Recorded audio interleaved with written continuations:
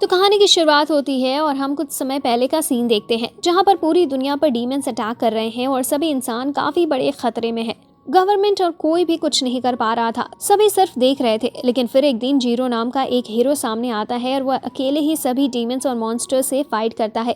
Zero सभी को हराता है और डीमन किंग भी उससे बच नहीं पाता और मारा जाता है। जीरो को देखकर काफी लोग इंस्पायर हुए और उन्होंने एक हीरोज की ऑर्गेनाइजेशन बनाई जिसका नाम हीरो एसोसिएशन है। 5 साल बीत जाते हैं और जीरो फिर से किसी के सामने नहीं आता। हम देखते हैं कि जीरो एक आम इंसान की तरह रह रहा है और उसका नाम जाय है। उसके पास कोई जॉब भी नहीं है, इस वजह से उसकी सिस्टर उसे घर से भी निकाल देती है। एक दिन जाय कहीं जा रहा था, तभी वो देखता है कि कुछ हीरोज एक कॉन्सर्ट कर रहे हैं। लेकिन तभी उनके ऊपर एक सी रैंक के विलन का ग्रुप अटैक कर देता है। हालांकि हीरोज आसानी से सभी विलन्स को हरा देते हैं, लेकिन उनका लीडर इससे काफी गुस्से में आ जाता है और बी रैंक के विलन में बदल जाता है, जिसके बाद वो सभी हीरोज को पीटने लगता है।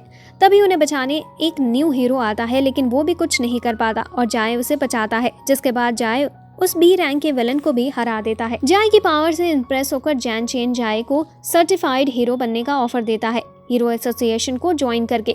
जाय ऑफर रिजेक्ट कर देता है, पर उसकी सिस्टर उससे पैसे कमाने को कहती है, इस वजह से उसे हाँ करनी पड़ती है। नेक्स्ट डे जाय एक बिल्डिंग में जाता है जहाँ हीरोज का टेस्ट लिया जाता है। जाय अंदर जाता है और अपने स्टैचू के साथ कुछ और भी लोगों को देखता है। तो जाय पूछता है कि वो लोग कौन है। जैन बताता है कि वो जीरो ग्रुप के मेंबर हैं, कुछ एसएस रैंक के हीरोज हैं। जाय सोच में पड़ जाता है क्योंकि वो तो हमेशा अकेले ही फाइट करता था। फिर जाय को बताया जाता है कि हीरो रैंकिंग सिस्टम कैसे काम करता है। फिर जाय को टेस्ट के लिए ले जाया जाता है। जाय को पहले टेस्ट में एक बी रैंक के हीरो के सामने 3 मिनट के लिए हारना नहीं था, पर जाय कहता है कि वो उसे ही बुरी तरह से हरा देगा। फिर दोनों की फाइट शुरू होती है और यन जाय पर काफी सारे अटैक करता है, पर किसी भी अटैक से जाय को कुछ नहीं होता। जल्दी जाय आसानी से यन को हरा भी देता है। सभी ये देखकर काफी हैरान हो जाते हैं कि एक न्यू हीरो ने बी रैंक के हीरो को इतनी आसानी से हरा दिया। फिर जाय को रिटन एग्जाम के लिए ले जाया जाता है, जिसकी वजह से जाय काफी घबरा रहा था।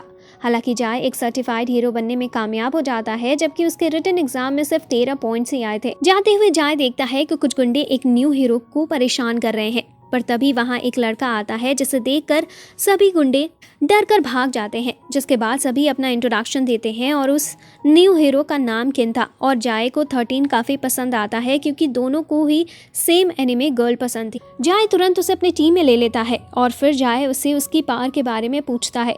13 बताता है कि वो अपने आसपास के लोगों को अनलकी बना सकता है। सभी ये सुनकर काफी परेशान हो जाते हैं। फिर 13 अपनी पास्ट की स्टोरी सभी को बताता है और एक पिलर पर पंच करता है, जिसकी वजह से पूरी बिल्डिंग गिरने लगती है। फिर हम देखते हैं कि न्यू हीरोज की टीम अपने पहले मिशन का इंतजार कर रहे थे। उन्हें पता चलता है कि 2 ग्रुप एक मॉन्स्टर क्रिएशन मशीन को डील कर रहे हैं, तो सभी उन्हें रोकने के लिए पहुंच जाते हैं। जैन वाटर प्यूरिफायर का यूज करता है, जिससे वो ग्लोबली मॉन्स्टर को हरा देता है। लेकिन फिर उन्हें पता चलता है कि वो मॉन्स्टर तो असल में एक क्यूट गर्ल है जिसका नाम लियोली है। नेक्स्ट एक लड़की डोंग उनके घर में आती है और उन्हें बताती है कि बाई प्लस कंपनी ऑर्फनेज के इस बच्चों पर टेस्ट करते हैं और लियोली एक अकेली लड़की है जो उस टेस्ट से बच पाई है। डोंग बताती है कि हीरोज ने बहुत कोशिश की उन्हें रोकने की, पर ये सब हीरो एसोसिएशन के प्रेसिडेंट आन यांग रुई ही कर रहा है।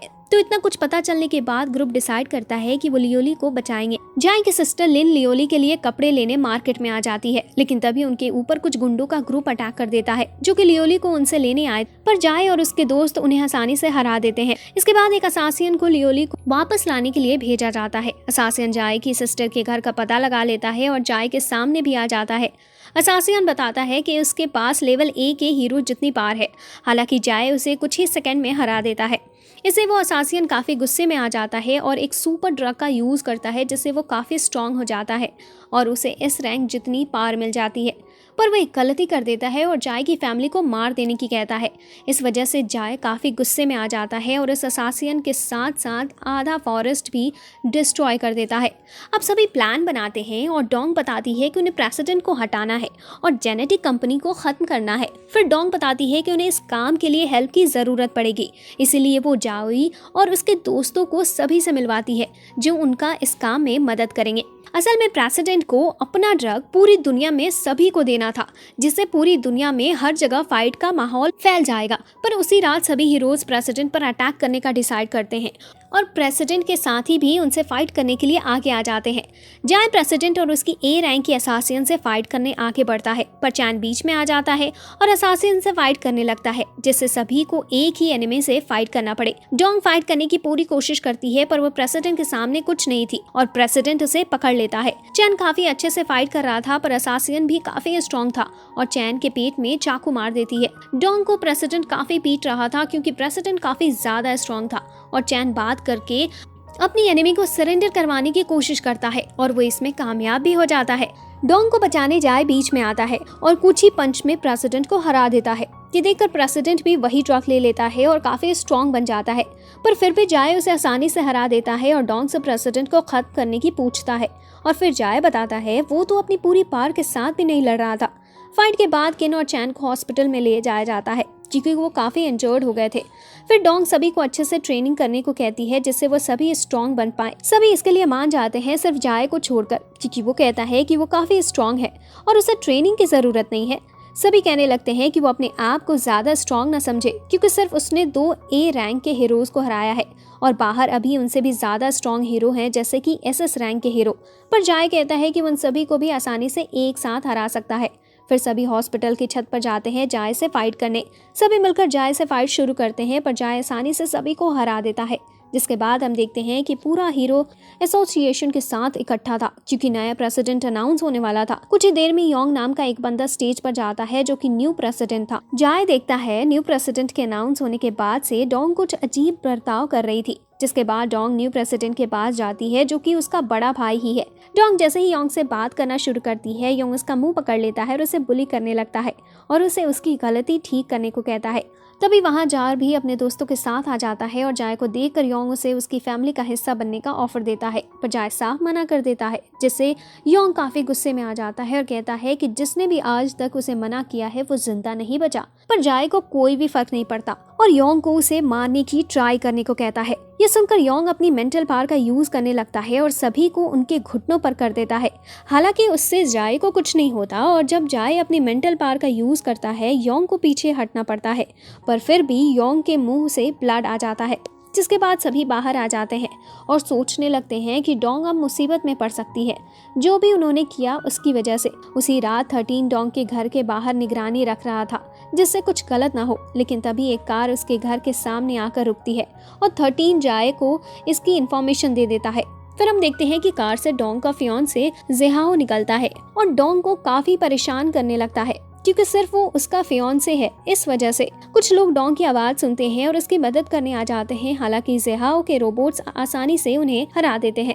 13 भी डोंग को बचाने आता है, पर वो भी ज़ेहाओ को रोक नहीं पाता और काफी बुरी तरह से इंजर्ड हो जाता है और बेहोश भी हो जाता है। अपने दोस्तों को उसकी वजह से पीटता देख डोंग ज़ेहाओ से शादी करने के लिए मान जाती है, लेकिन सिर्फ तभी अगर वो उन्हें कुछ ना करे तो। तभी जाए भी वहां आ जाता है और 13 को मरने से बचा लेता है। जाए ये सब देखकर काफी गुस्से में आ जाता है और अपनी फायर स्पिरिट स्वॉर्ड निकाल लेता है। जाए काफी गुस्से में जाओई को खत्म करने आगे जाने लगता है, पर उसके दोस्त उसे रोकते हैं और कहते हैं कि पहले उन्हें 13 को हील करना होगा। नेक्स्ट डे सभी डोंग को बचाने का डिसाइड करते हैं और शादी को बर्बाद करने का प्लान बनाते हैं। जाए और उसके दोस्त चुपचाप घर में पहुंच जाते हैं और फिर जाए डोंग को उनके साथ चलने को कहता है, पर डोंग मना कर देती है क्योंकि जाओई से शादी करना उसकी फैमिली ड्यूटी है और साथ ही जाओई के फैमिली काफ़ी ज़्यादा स्ट्रॉन्ग भी है, तो ये उसके दोस्तों के लिए सही नहीं होगा। लेकिन फिर भी जाए डोंग को अपने साथ ले जाना चाहता था। इस वजह से डोंग जाए पर अटैक कर देती है, लेकिन फिर भी जाए डोंग को उसके साथ चलने को कहता है, जिसके बाद डोंग फिर चलने के लिए मान जाती है। डोंग और जाए जाने लगते हैं और जाओई बीच में आ जाता है और जाओई ने जाए के दोस्तों को भी पहले ही हरा दिया था। फिर जाए जायू को फाइट के लिए चैलेंज करता है और कहता है कि जो भी जीतेगा उसे जो चाहिए वो मिलेगा। तो अगर जाए जीतता है तो जाओई डोंग को जाने देगा और उसे हमेशा के लिए फ्री कर देगा, लेकिन अगर जाओई जीतता है तो वो जाए की फायर स्पिरिट स्वॉर्ड ले लेगा। दोनों के बीच की फाइट शुरू होती है और जाओई जाए की पार देखकर एक बैन स्पेल का यूज करती है, जिसे वो जाए को ट्रैप करने की कोशिश करती है। हालांकि फिर भी जाए ट्रैप को ब्रेक करके बाहर आ जाता है और जीतने में कामयाब हो जाता है। सभी काफी खुश होते हैं जाए की जीत के साथ, लेकिन तभी एक अनजान आदमी हवा में उड़ता हुआ आ जाता है। उस आदमी ने सभी के लाइफ टाइम को स्टॉप कर दिया था, लेकिन सिर्फ जाए को छोड़कर। वो आदमी बताता है कि वो गॉड है और अगर जाए उससे फाइट में जीत गया तो वो सभी इंसानों को जिंदा छोड़ देगा। जाए उस आदमी पर अटैक करता है, पर वो काफी ज्यादा स्ट्रॉन्ग था और जाए को दूर गिरा देता है।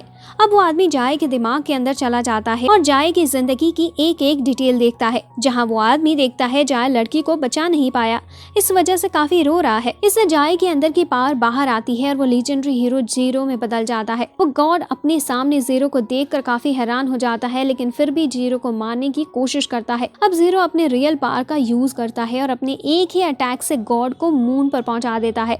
जीरो भी उसी मून पर आ जाता है और अपने एक अटैक से गॉड को वापस अर्थ पर फेंक देता है। वो आदमी जो अपने आप को गॉड बता रहा था वो हार जाता है। फिर वो बताता है कि वो चाहता था कि वो ऐसी दुनिया बनाए जिसमें कोई भी ईवल इंसान ना हो, पर इस बीच में अपना रियल मकसद ही भूल गया और गलत राह पर निकल गया। फिर जाए अपनी शर्ट उतारता है और अपनी बॉडी पर चोटों के निशान देखता है और बताता है कि जो आज तक फाइट उसने की है ये निशान उसी वजह से है। पर वो खुश है क्योंकि उसके हाथ और चेहरे पर कोई निशान नहीं है। इस वजह से उसे डरने की जरूरत नहीं है कि कभी उसके सिस्टर को इसके बारे में पता चलेगा। साथ ही जाए उस लड़की के बारे में भी बताता है जो उसके हाथों में मर गई और उसी की वजह से जाए ने हीरो बनना छोड़ दिया। तभी गॉड की बॉडी भी गायब हो जाती है। फिर जाए अपनी सिस्टर से मिलने जाता है और फिर डोंग से मिलता है, जो कि अब हीरो एकेडमी में टीचर बनने की तैयारी कर रही है। लेकिन अब ये वीडियो यहीं खत्म होती है। अगर आपको आगे की स्टोरी जाननी हो तो वीडियो को लाइक करें, चैनल को सब्सक्राइब करें, बेल आइकन को भी दबाएं ताकि नेक्स्ट वीडियो का नोटिफिकेशन आप तक सबसे पहले पहुंचे। यहाँ तक देखने के लिए आपका बहुत बहुत शुक्रिया।